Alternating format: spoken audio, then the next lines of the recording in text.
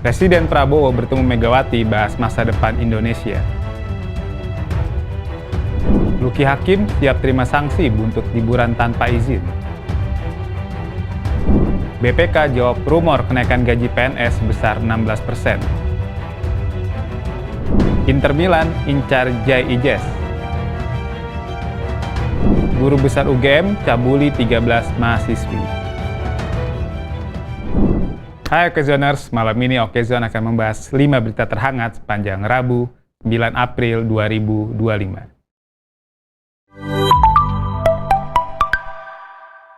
Presiden Prabowo bertemu Megawati membahas masa depan Indonesia. Ketua Harian Partai Gerindra Sufmi Dasko Ahmad akhirnya buka suara terkait pertemuan Presiden Prabowo dengan Ketua Umum PDIP Megawati Soekarno Putri.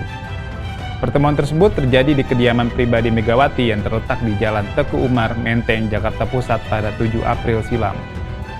Menurut Dasko, pertemuan yang berlangsung selama 1,5 jam itu lebih banyak dilakukan empat mata dan membahas tentang masa depan Indonesia. Sayang, Dasko enggan membeberkan detail pembahasan keduanya. Namun, Jokowi menilai silaturahmi yang terjadi antar tokoh bangsa sangat baik untuk kebaikan negara. Pakar hukum tata negara Refli Harun meyakini pertemuan tokoh tersebut menghasilkan kesepakatan yang saling menguntungkan. Luki Hakim siap terima sanksi buntut liburan tanpa izin.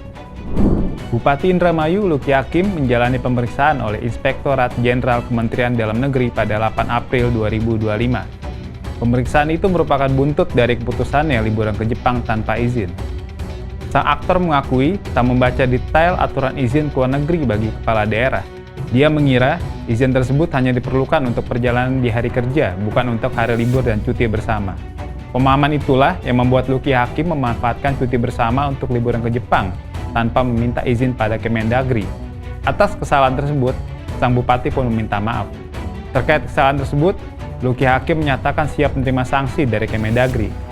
Dia juga mendapat arahan dan masukan dari pihak Kemendagri sebagai bagian dari pembinaan. Tentang surat edaran, malahan saya baru tahu setelah kemarin saya di Jepang, ada katanya ada surat edaran, nggak boleh pergi dari lebaran ini. Mungkin saya yang salah, karena saya mungkin tidak aware ya, karena saya nggak lihat ada surat edaran.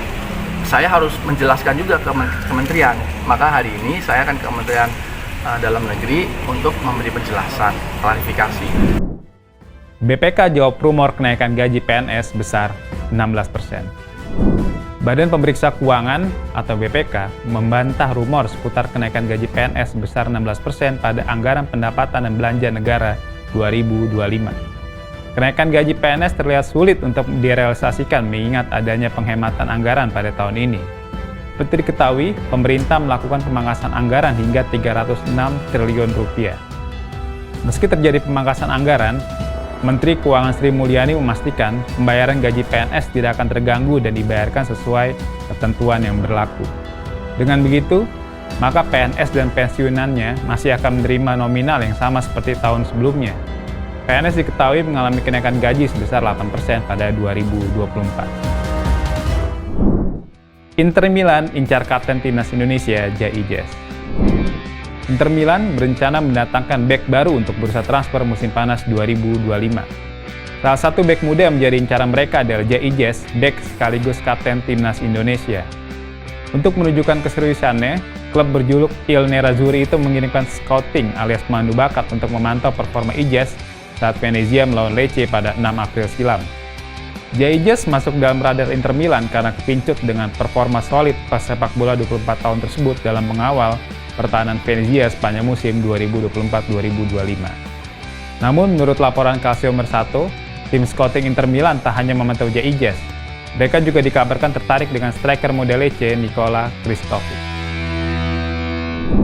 Ironis, guru besar UGM cabuli 13 mahasiswi. Edi Meyanto, salah satu guru besar Universitas Gadjah Mada, diduga melakukan kekerasan seksual pada 13 mahasiswi Fakultas Farmasi.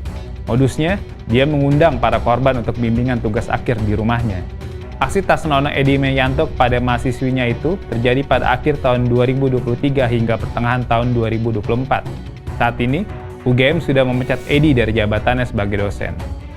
Andi Sandi, sekretaris UGM, menjelaskan setelah dipecat dari kampus, Saat ini proses pencopotan Edi Meyanto sebagai ASN dan guru besar pun sedang berlangsung. UGM, menurut Sandi, tengah fokus memberikan pendampingan konseling pada para korban. Apalagi, sebagian besar korban belum lulus dari kampus. Nah, itu tadi 5 berita terhangat yang bisa Anda baca di okezone.com, lengkap cepat beritanya. Bye Okezoners!